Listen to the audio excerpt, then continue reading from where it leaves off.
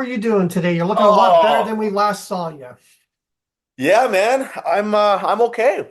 I'm yeah, I don't know. The last 2 days have been pretty crazy. Well, yeah, I mean, we saw you watching the episode back and you had some friends there with you. What was it like going through that again? And I guess their support really meant the world to you. It did, and honestly, that's the reason I went down to San Francisco. Because obviously I live up in Canada. Yeah. My wife was very nervous to watch it. I didn't even know if she was going to. I Right. didn't want to have a watch party up here, just because I know what happens on the show is going to be emotional, and I cry. Like I cried a few times on the show, and it's just like I'd rather go down with like some past players. So Joe Hunter was beside me, Kevin and Annika, and they knew what happened, right? They knew what happened, and they were there to comfort me in that moment, and it was so worth it. It was incredible. Now, I know this from myself. I mean, there was a time where I faced my mortality, and then also having a child, I'm a father too. Those things can really change your life perspective, put you on a different road. How did those things change you, Jake? Yeah, you watched the episode. It was when you think that you're dying, and when I say that, all the information that I had on that boat ride over is that it's a highly venomous snake. Yeah.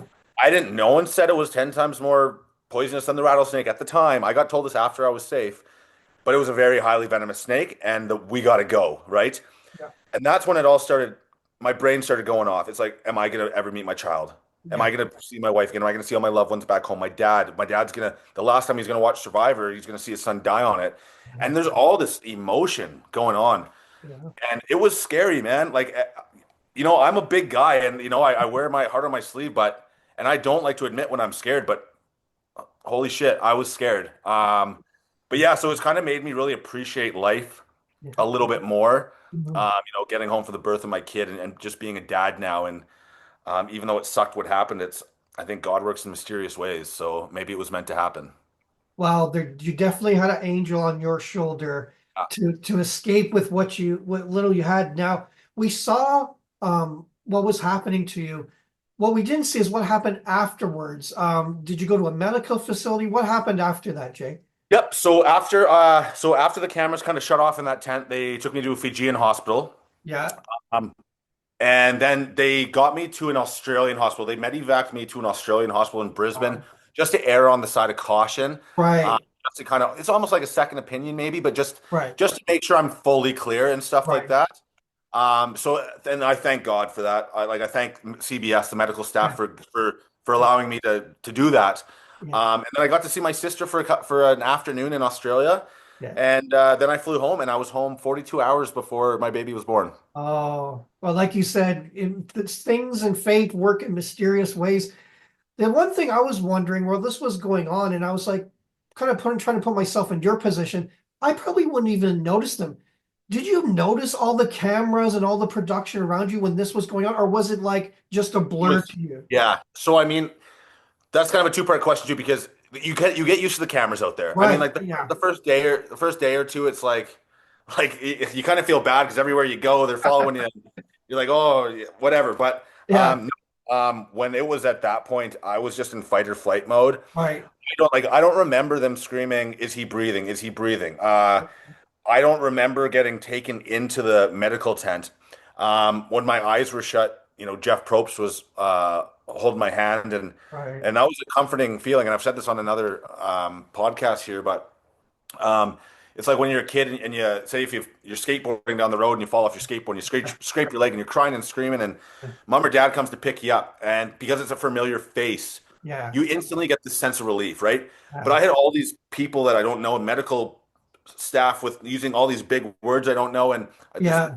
pressure cooker thing on my leg and tubes everywhere, and I was scared. And then when I saw Jeff's face, even though like I didn't know Jeff personally until this season, but Yeah. it was kind of like a family member showed up, and like Right.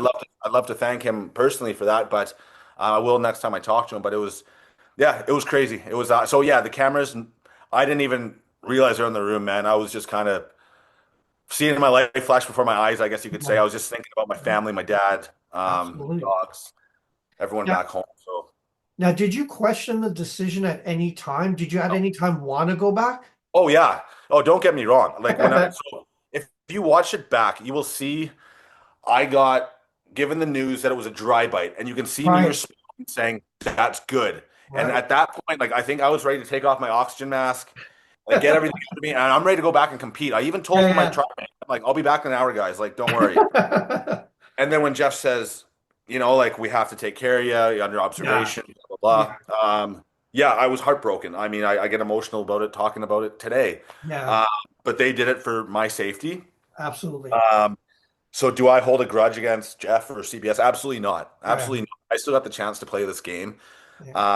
But fuck, do I want to be back in that? So yeah.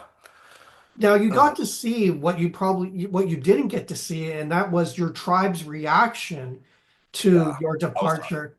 That must have been tough, but at the same time, that must have been made you feel really good that they cared about you so much. You could see it, and not even them, people in the other tribe were Yeah. feeling it as well. Like they all kind of came. It was this moment where the game didn't matter anymore. It was all about you, and they were really, really all focused on you. That must have made you feel really good. Yeah, so I actually watched the episode back. So I got back from San Francisco yesterday, and I watched Yeah, it by myself down here, and that moment really got me. yeah, I'm not gonna lie, I was crying. of course. To see the impact that I made, not only on Alex, Sophie, and Jeremiah, because they were crying Yeah, a lot, hugging each other, and it's just, but even like Jason and I saw MC even holding her eyes, and yeah, it just shows that at the end of the day we are playing a game, but right. we all have families back home to get to, and this is a very scary moment. So it's really nice to see how much everyone cared about me. I love all my cast; they're all Yeah. amazing people, so it means a lot. Now, before going out there, you must have known the Canadians have done really well on the show. Was there any kind of pressure? Did you feel that on your shoulders when you I went out there? I did, yeah. So especially being the first player from Alberta to ever be casted Right. on the show, Yeah.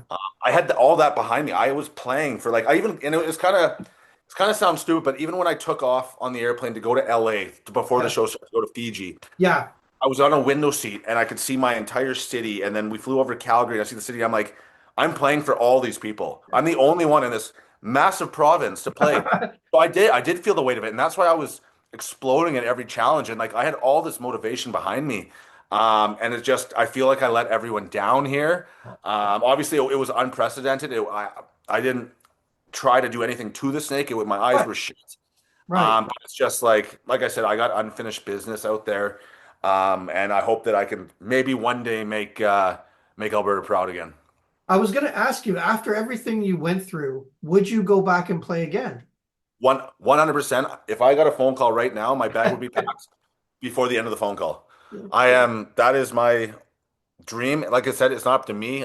CBS knows I want back. Right. I've made it very clear that like this isn't it for me, like to CBS. So it's up to them. Yeah. If I was a big enough character, if they like me on the show and they give me another shot, I will forever be in their grace. If they decide to part ways and not, Yeah. then I understand as well. So I mean, I've got to experience it once, which is a lot more than a lot of people have got. Yeah. So it's in their hands, and I respect whatever decision they make. Now you must have gone through that scenario, must have gone through your mind already. Is there anything that you would change about how you played looking back and if you had that chance again, would there be anything that you would change about your game? Yeah, no, that's you know what, no one's asked me that yet, which is kind of funny. No, not really. I don't think so. I think I played a pretty good game. Like I said, I had Sophie as my true number one. I had Alex as my number one. Jeremiah trusted me with his life because I was Canadian with him and spoke very good to him. And I was kind of dictating that tribe, to be honest. I was kind of running the show, which they don't really show you, but Right. I was. So I was very happy with my gameplay. I was very happy with my ability at not I wouldn't say puzzles. Oh, Jesus Christ. Yeah, no. I'm very happy with my ability with the challenges. I was doing very good. I was having a lot of fun. Am I gonna, if I get to go again, am I gonna have to make some changes? Yeah, I mean, I don't think the shoe bandit can continue because everyone's gonna know, but I'm gonna have The to. jig is up, Shoe Bandit. The jig is up. Yeah, I don't know. I don't know. I don't want the shoe bandit to retire yet. He was having too much fun. Now, Obviously, we don't get to see everything about everybody's journey because there's only so much time. We did see a lot of you, but um, what in your journey do you wish people would have seen? I mean, was there a moment? Was there a strategic move? Was there something that you wish that you were remember out there and you go, geez, I wish they would have showed that. Um, no, so because we went to tribal council so much, like I did give a lot of airtime. So a lot of the stuff that Right. I did, there's nothing that I can really remember that I wish they would have shown. The only thing that, and I've talked to a few people about this as well, is like with the shoes. So I actually did hide my own shoe as well, and I hid Alex's shoe and Sophie's shoe, but they only showed like Annie and Nicole, right? Yeah. So I was just having fun with it. But yeah, I'm happy with my gameplay. I don't think there's much I would have changed. I would have stayed in Now, longer. I would have stayed in longer. How's that for sound? sure. Now, looking back at the tribe, I mean, they're not as bad as you long, but there's just seems to be this, they can't do the puzzle. What do you think? I mean, you seem to all be capable, grounded, kind of, clear-headed individuals, but what do you think was lacking in the tribe? What do you think happened? I don't know, man. And like I said, I'm not good at puzzles anyways. So I Right, mean, I told them from day one. I said, give me any sort of physical work. I got you guys. I'm not gonna let you down. right. And but like I mean, Nicole put her hand up. I'm good at puzzles. Alex, I'm good at puzzles. And we just couldn't figure it out. And I don't really have an answer for you. I don't know why we couldn't figure it out because the other tribes could. Yeah, But even like that last challenge where I ripped the ladder out of like 400 pounds of sand, yeah, we had a 5 to 6 minute lead on yeah. top of the wall. I think it only looked like a minute or two on TV, but we had a massive lead and we still bummed it up. So that was very, very frustrating to watch.